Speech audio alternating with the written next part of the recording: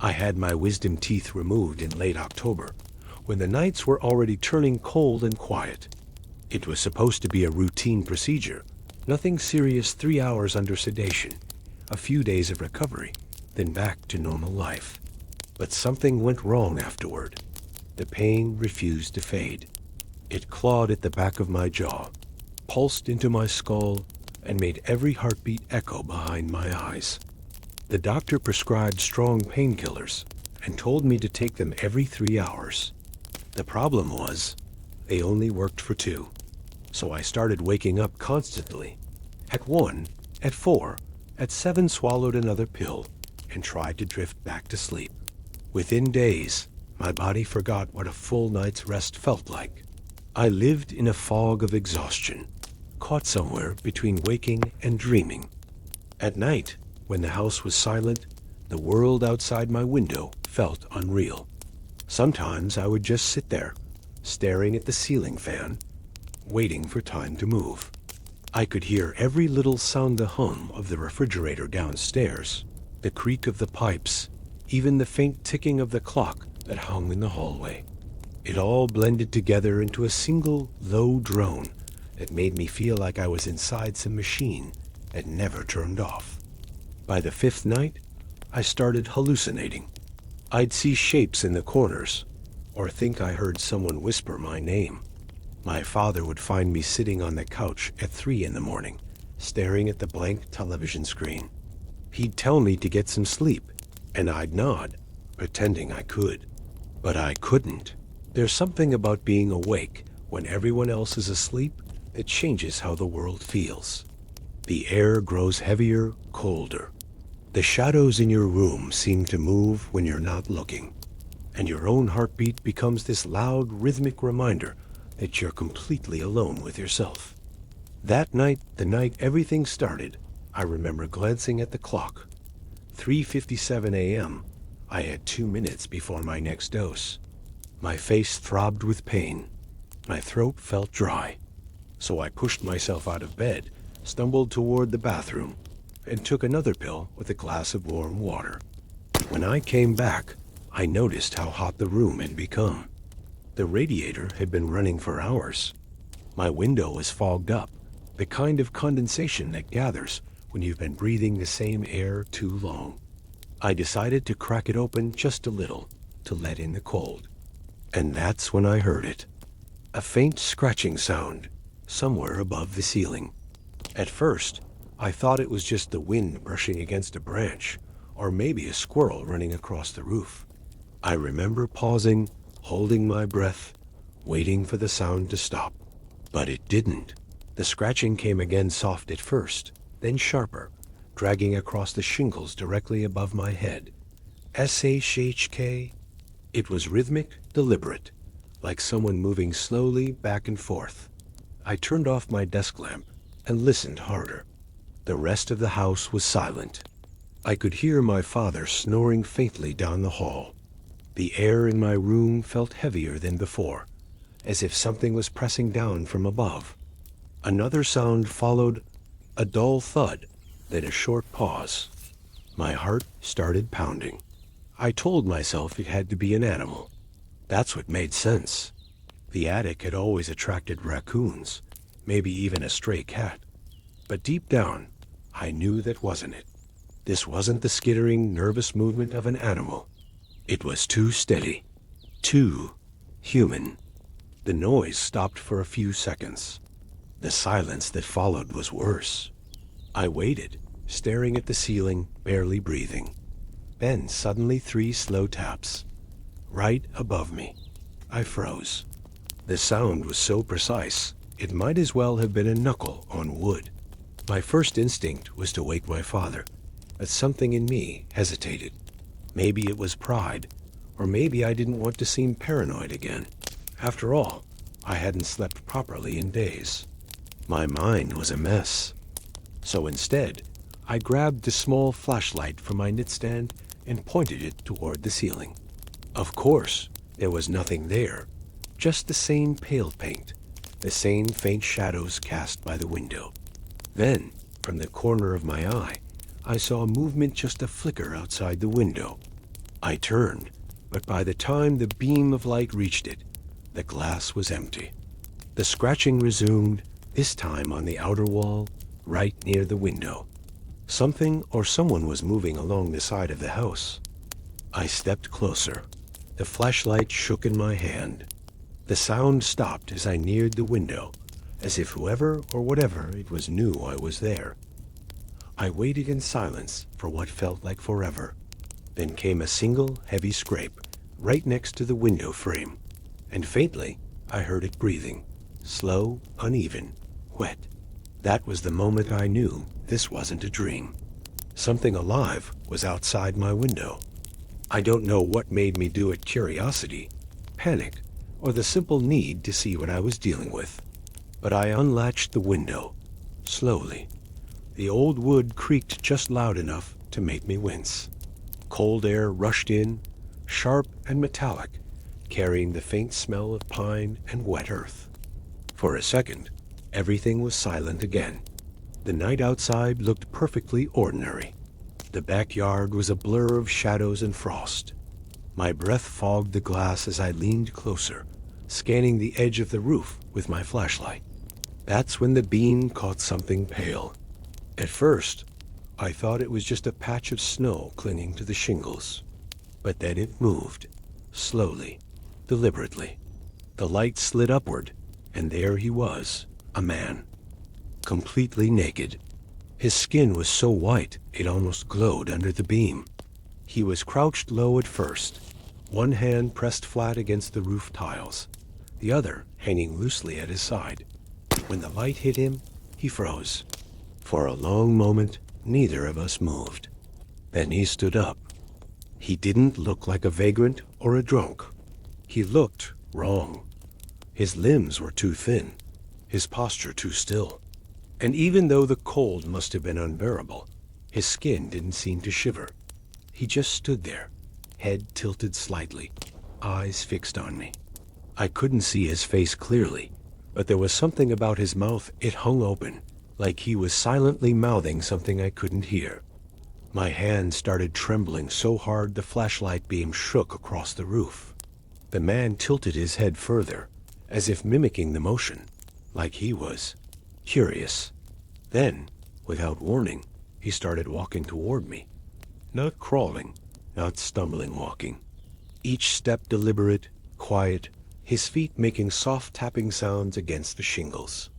I stumbled backward, tripping over my chair, nearly dropping the flashlight. My heart was hammering so loud I could barely hear myself breathe. And then he stopped. He was right above the window now, so close that I could see the faint outline of his ribs moving as he breathed. His face leaned into the light.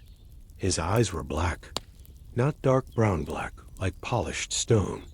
He smiled, a small, fragile smile that didn't reach his eyes. Then he pressed both hands flat against the window glass. The cold left a ghostly imprint of his palms there, and I swear I could feel the vibration of his breath through the pane. That's when I screamed. The flashlight fell from my hand and hit the floor. I turned and ran for my father's room, yelling his name, still hearing the faint tap. Tap, tap against the glass behind me.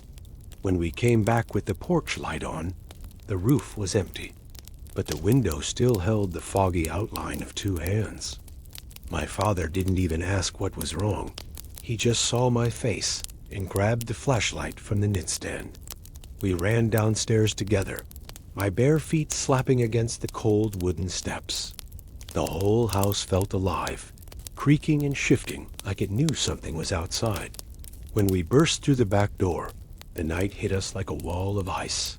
The porch light flickered once and went out, leaving only the weak beam of my father's flashlight cutting through the dark. "Where?" he shouted. I pointed up to the roof, but the words caught in my throat. There was no one there, just the frost glittering on the shingles and the chimney breathing a thin line of smoke. Then we heard it, a sound wet and heavy like something landing in the snow behind us. We spun around. The man was there. He had jumped from the roof. I don't know how he didn't break his legs from that height, but he was standing perfectly upright, no sign of pain, his eyes fixed on me. For a moment, none of us moved. I could hear the wind whistling through the trees and the faint hum of the power lines. Then he started walking toward me. Not fast, just steady. "Stay back," my father yelled, raising the flashlight. The beam hit the man's face, and for the first time, I saw it clearly.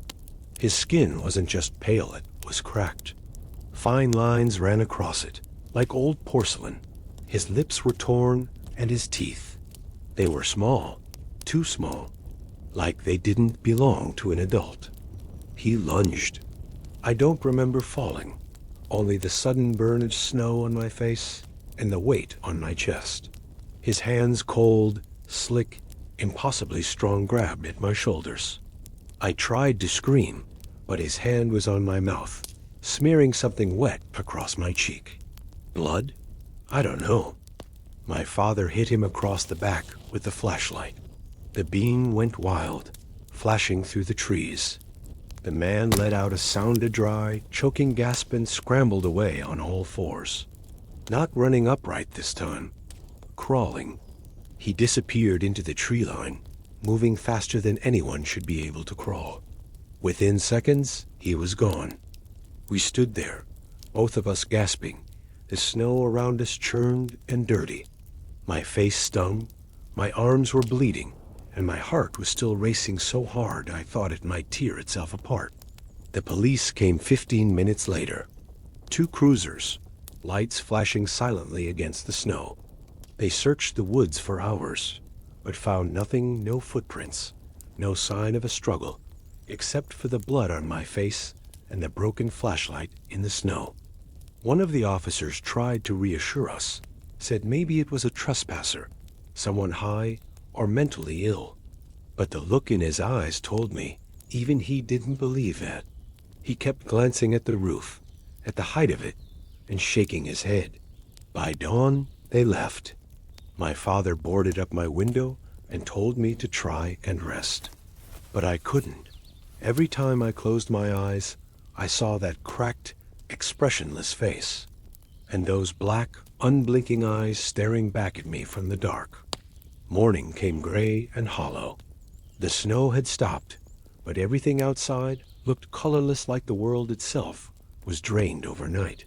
My father hadn't slept. I could hear him downstairs, pacing, making phone calls that went nowhere. Every sound in the house made me flinch. I stayed in my room until the sun had fully risen, but even then, the light didn't make me feel safe. The boards my father had nailed across the window groaned softly every time the wind hit. I kept staring at them, half expecting a pale hand to slip through the cracks. Around noon, my father finally said we should check the attic. He thought maybe the man had broken in from there. I didn't want to go, but I followed him anyway. The pull-down ladder creaked as he opened it, releasing a wave of cold, stale air. It smelled like dust and old wood, but underneath, there was something else. A faint, rotten sweetness. He climbed up first, flashlight in hand. The beam swept across the boxes, the insulation, the cobwebs. Nothing moved. "Come on," he said. I climbed after him. The air was so thin up there, I could see my breath. At first, it looked normal, just forgotten furniture and old toys. But then my eyes caught something in the far corner, near the rafters. A hole, not big, but clearly torn open from the outside. The wood around it splintered inward, as if something had forced its way in. And below that hole, on the attic floor, was a pile of snow, melted just enough to reveal footprints. Bare footprints. My father crouched down, running the light across them. They led across the attic, stopping right in front of one of the old trunks we used to keep Christmas decorations in. For a long moment, neither of us moved. Then he slowly lifted the lid. Inside was a blanket, torn, stiff with something dark, and a single photograph. It was old, yellowed, curled at the corners. It showed a family standing outside this same house, decades ago. A man, a woman, and a young boy. The boy was smiling, his head tilted in a way that seemed oddly familiar. But the man looked exactly like the one I saw on the roof. Same cracked skin, same dead eyes. Only in the photograph, he was alive. My father said nothing. He just put the photo back and closed the trunk. We sealed the hole that day, moved out the following week, and never spoke about it again. That was 15 years ago. I don't dream about that night anymore, but sometimes when I wake up just before dawn, I hear it again. That faint, wet thud, like something landing softly on the roof. Last week, I got a letter from the new owners of our old house. No return address, just a photo inside. It was the same one we found in the attic. Only now, the family wasn't standing together. The woman and the boy were gone. And the man, he was standing alone, smiling wider than before.